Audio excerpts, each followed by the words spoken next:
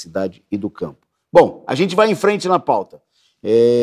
O Neuder destaca agora, brevemente, dados importantes sobre a questão do analfabetismo entre a população negra. Eu estava fazendo uma análise rápida aqui, né, de onde que o negro, ele, de certa maneira, ele tem alguma vantagem, né? Hoje eu estava assistindo o Jogo do Brasil, você vê lá os negros, né, o Hendrick, outros negros fazendo gol e se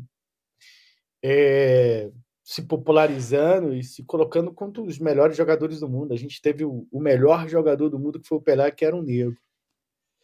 E outro lugar que os negros se dão bem também são nas novelas identitárias, né? Que é aquele negócio de querer empoderar de maneira artificialmente o negro, né? Eu quando era criança, as novelas elas eram criticadas, eram muito mais reais, né? Mostrava lá um negro que não podia entrar na portaria do prédio, sempre fazia o trabalho doméstico, os trabalhos menores, que é esse tipo de trabalho, na maioria das vezes, que os negros são submetidos na nossa sociedade, que é a sociedade capitalista. Né?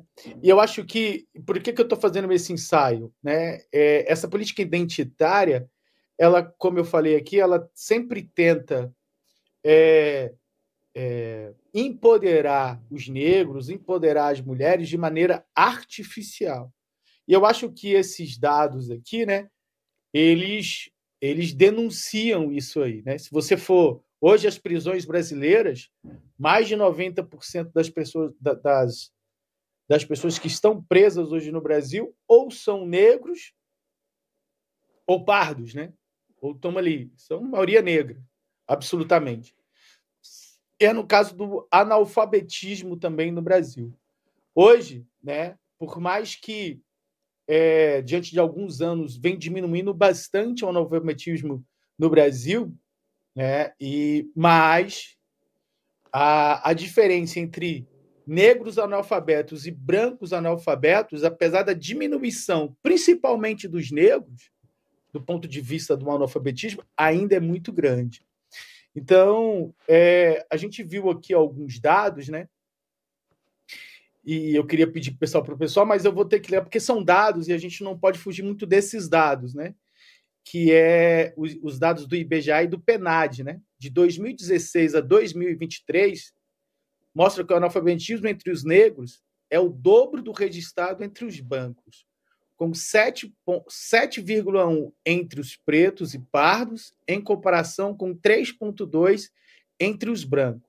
A taxa de analfabetismo diminui desde 2016 até 2023, especialmente entre a população negra, em comparação com a branca, mas a discrepância permanece elevada, são 2 vezes maior.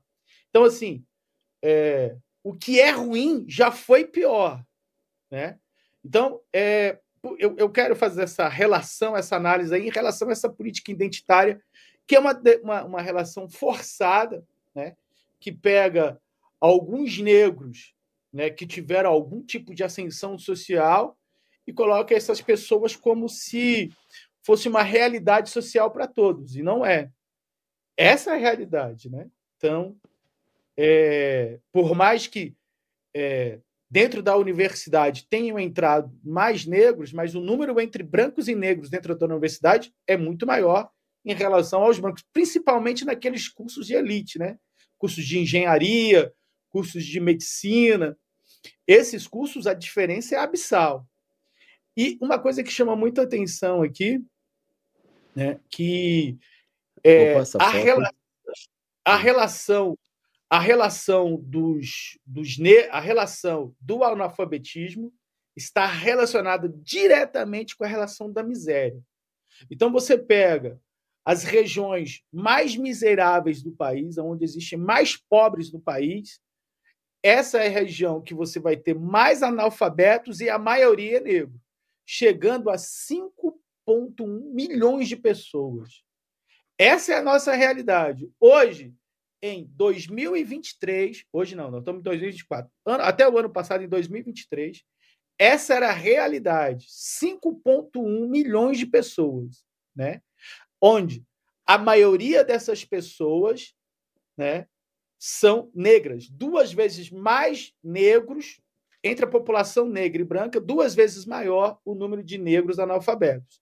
Principalmente nas regiões mais pobres, que é a região Nordeste, com 11,2% da população analfabeta, e no Norte, 6,4%.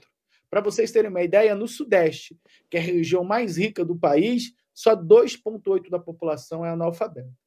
Que é um número alto ainda, né? 2,8% numa região mais rica do país, que é a região Sudeste. Você vê como que a situação do negro, situação da população pobre, que também na sua maioria negra, não mudou. Esse é o calcanhar de Aquiles do governo Lula, né? E a gente também acha que não dá assim, o Lula é culpado de tudo, não, porque também ele não comanda esse sistema, que é um sistema arbitrário, é um sistema que não tem vida própria, mas é algo muito difícil de se controlar, né? Para que você queira reverter todo esse processo, você tem que ter uma política revolucionária, uma política que modifique, que derrube o sistema capitalista. Porque dentro do sistema capitalista, né, você pode até diminuir esses números, mas sempre vão ser bem altos ainda.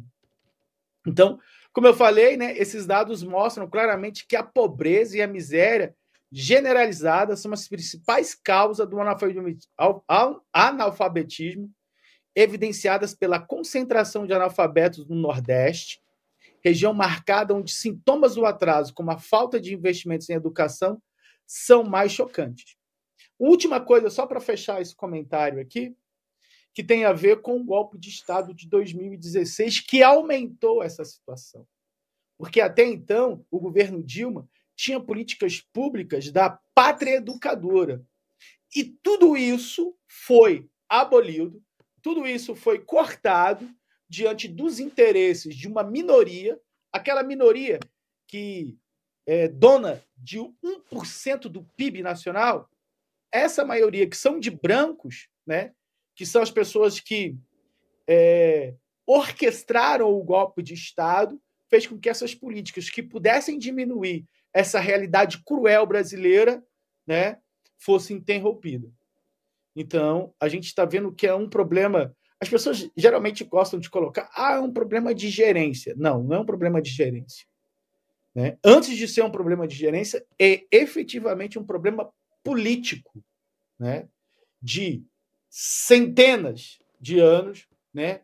Desde que o Brasil é Brasil, é um problema brasileiro que não se consegue resolver porque não tem uma política para resolver isso, porque a única política que vai resolver isso é uma política que derrube o sistema capitalista. Porque dentro do sistema capitalista é algo complicado de se fazer, que é a emancipação do povo negro.